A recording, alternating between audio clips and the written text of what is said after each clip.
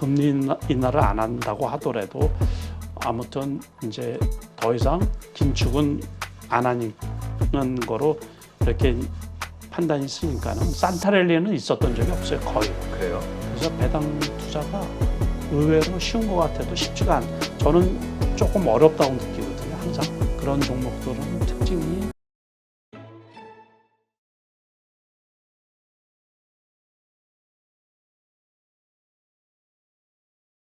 오늘 모신 분은 많은 개인 투자자들이 추종하는 분이죠. 베스트인컴 남석관 회장님 모셨습니다. 안녕하세요. 네, 안녕하세요. 반갑습니다. 네. 자, 오늘 오신 날 참 뭔가 의미 있는 날 많이 오세요. 오실 때마다 이런 일들이 터지는데 공매도 전격 금지 주말에 있었고 예. 오늘 진짜 역사적으로 뭐 코스닥이 7%대 그렇죠. 급등. 난리가 났죠, 난리가. 예. 그러니까 초장부터 이 정도로 뜰지는 몰랐거든요, 저도. 네. 그러니까 어제 이렇게 생각을 해보니까 공매도로 인해 가지고 주가가 이번에 가장 많이 이제 하락한 쪽이 2차 전지잖아요. 그러니까 이쪽에서 급등세는 나오겠다고 예상을 했는데 코스닥 대형주들 네. 시가총액이 그 수십조 되는 그런 대형주들이 상한가를 가면서 뭐 코스피 지수도 엄청 올랐죠, 그냥. 그래서 100포인트 넘게 올라가는 건 아주 드물게 본 거거든요. 그렇죠. 예, 삼성전자도 많이 올라갔고 하이닉스도 상당히 좀 큰 폭으로 뛰었고 그러면서 지수 관련주들이 전체 올라가면서 코스피 지수가 5%대, 코스닥은 7%대. 그러니까 거의 폭등이죠, 폭등. 그래서 폭등세를 보여줬는데 아무튼 의미 있는 날이라고도 할 수가 있고 그동안에 그 낙폭이 커가지고 개인 투자자들이 탈출하는 기회를 또 삼은 것도 될 수가 있고 그런. 근데 지금 말씀하신 대로 이런 고민들을 하시는 분들이 있더라고요. 저희가 방송하면서 채팅을 보니까 그동안 물려있던 분들이 이렇게 올라왔을 때 탈출해야 될 것이냐 아니면 이거 계속해서 상승, 지속적인 상승을 통해서 더 큰 어떤 수익을 계속 기다리면서 갈 것이냐. 되게 어렵죠. 예. 근데 종목에 이제, 따라 물론 다르겠지만. 다르겠지만은 이제 거의 대부분 저도 마찬가지거든요. 그러니까 혹시라도 이렇게 크게 물리는 경우는 별로 없는데 이제 물려있던 것들이 회복되면 그냥 팔기 바쁘죠. 원래는 이제 조금 더 갖고 있으면 추가 수익이 날 수가 있는데 거기에서는 선택하기가 상당히 좀 애매하죠. 그러니까는 고생이 심하신 분들이 이렇게 팔고 나가는 것도 그러고서 이제 지긋지긋하잖아요. 지긋지긋. 그렇죠. 이게 스트레스가 엄청 심하거든요. 손실이 큰 부분에서.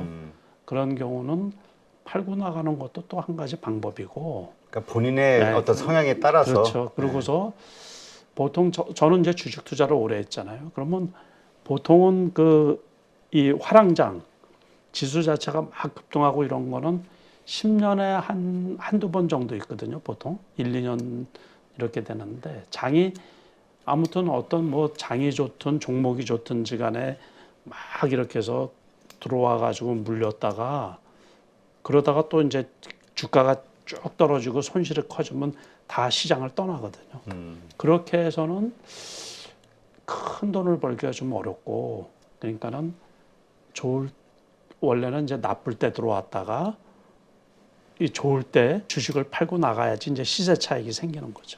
그런데 그것도 성향 나름이죠. 이제 그 공부가 좀 많이 되고 준비가 되신 분들은 이제 더 갖고 갈 수.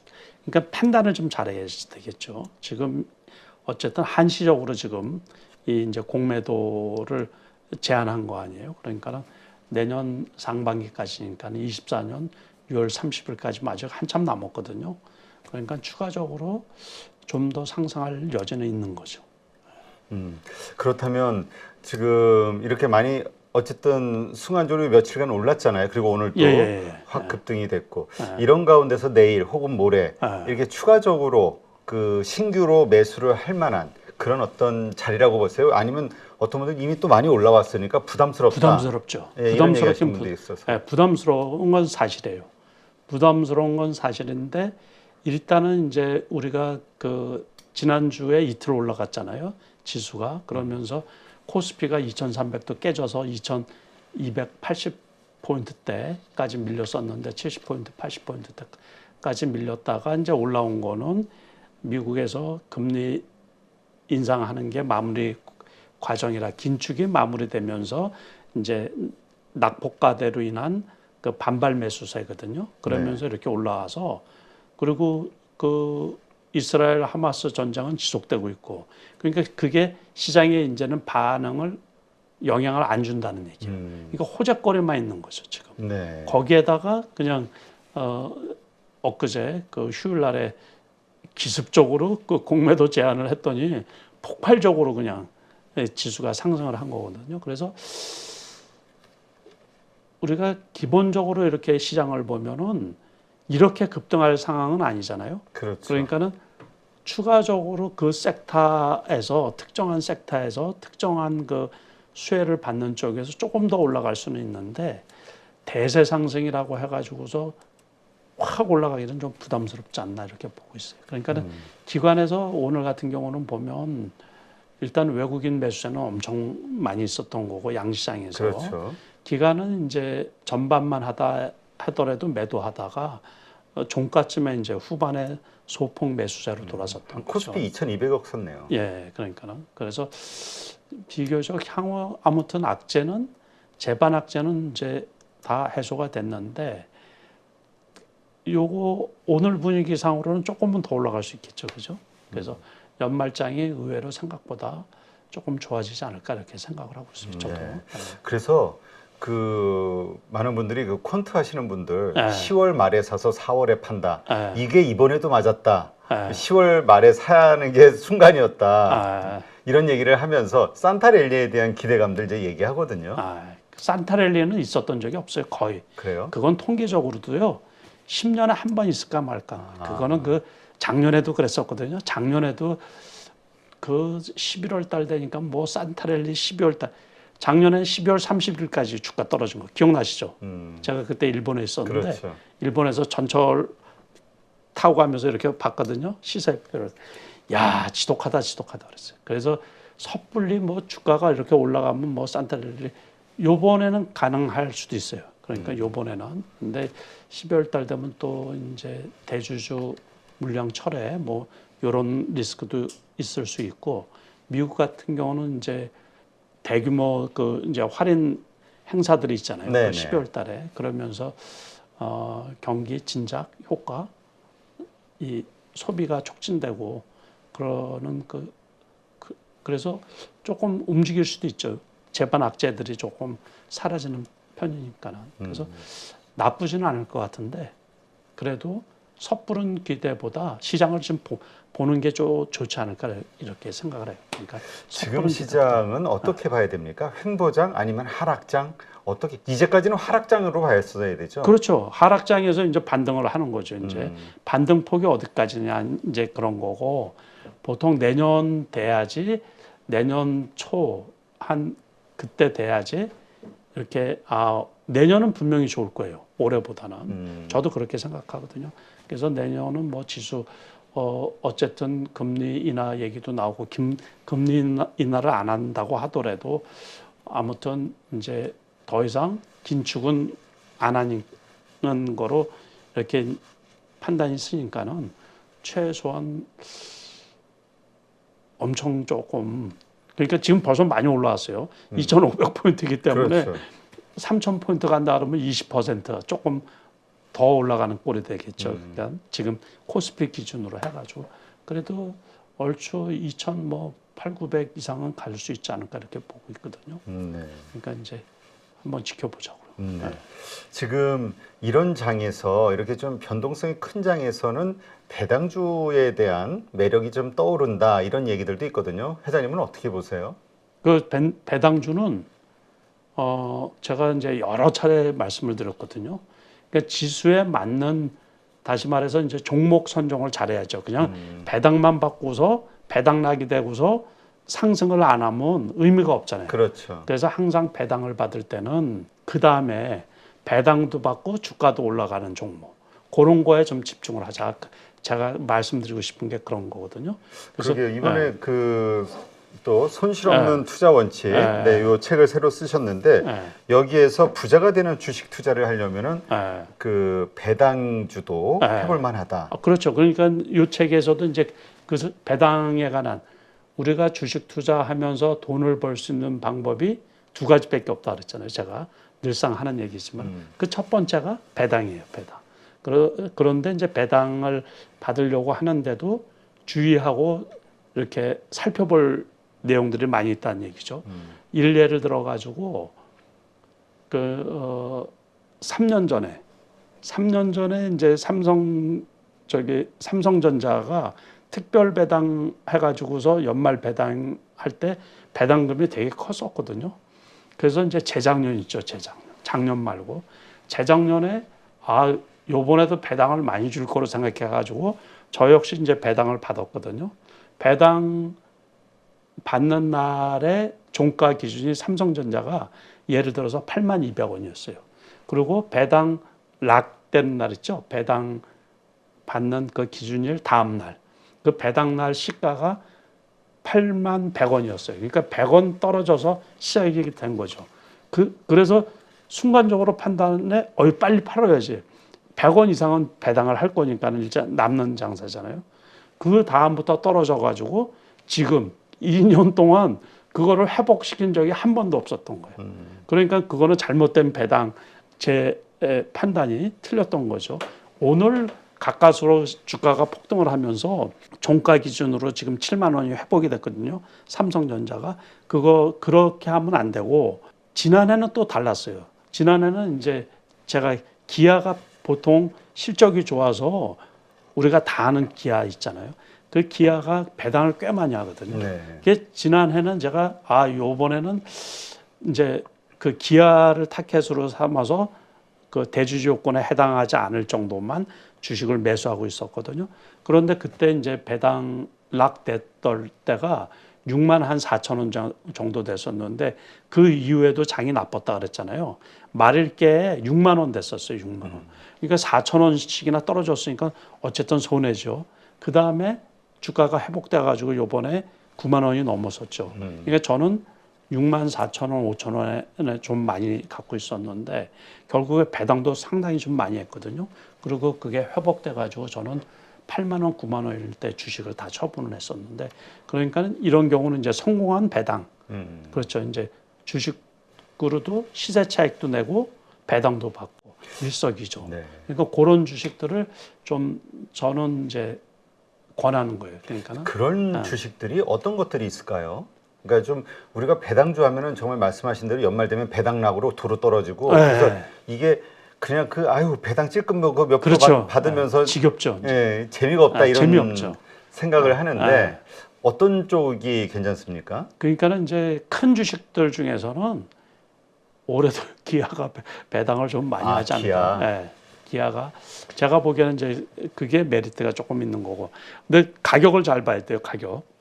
그러니까는 기아나 현대차는 실적도 좋고 이제 그러는데 실적 피크가 아니지 않느냐 그런 우려도 일부 있거든요. 그러다 보면 지금은 조금 여기에서 시세 차익도 내고 수익도 낼 만한 종목이 맞는가 하는 데는 조금 한번 생각을 한번 해봐야죠.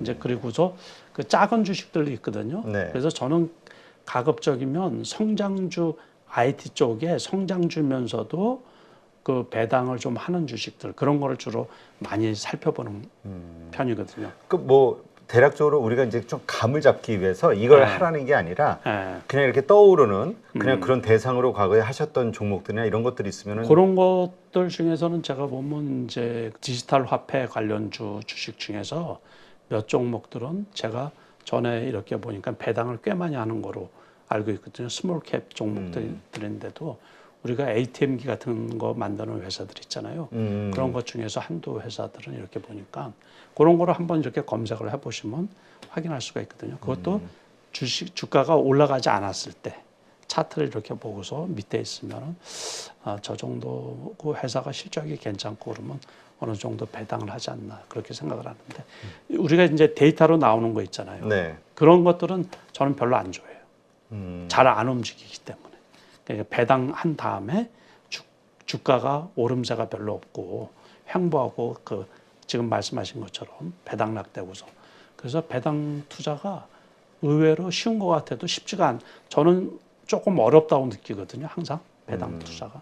그러니까 배당도 받고 시세 차익도 내고 그런 종목에 저도 이제 몰두를 하긴 하는데 현실적으로는 크게 수익 내기가 쉽지는 않다. 굉장히 안정적인 네. 그런 정도로 기대해야 그렇죠. 된다. 네.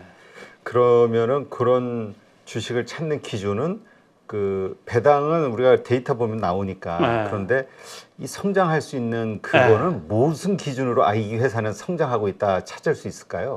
그거는 이제 주로 우리 시장에서 그 보통 IT 쪽이 IT나 바이오 쪽 이렇게 자주 움직이잖아요. 근데 바이오주들은 전통적으로 이 배당하기가 어렵죠. 여력이 별로 없거든요. 그러다 보니까 이제 IT주 쪽에서 그거를 같이 매칭시켜 가지고 내년에 이 기업이 속한 섹터가 주가가 올라갈 가능성이 있나 그거를 염두에 많이 두는 편이죠. 내년장에 다시 말해서 이제 연초장이라든가 내년장에 이게 트렌드에 맞는 그러니까는 그런 식으로 그런 식으로 살펴보는 거죠. 섹터를 그런 식으로 보시는 거예요. 전통적으로 우리가 PER이 낮다든가 이제 PBR이 낮은 기업들이 배당을 많이 하는데 그런 주식들이 대부분은 성장주라기보다는 가치주에 해당하는 종목들이 많이 있거든요. 그러니까 주가의 탄력성이 떨어질